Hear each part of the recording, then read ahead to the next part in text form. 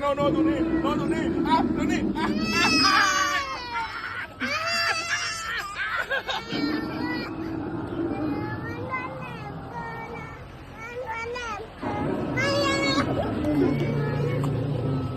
อันนั้นเป็นอะไรอ่ะคนนี้เป็นอะไรอ่ะอันนั้นเป็นอะไรนานานีโน่เป็นอะไรน่ากลัวเกิ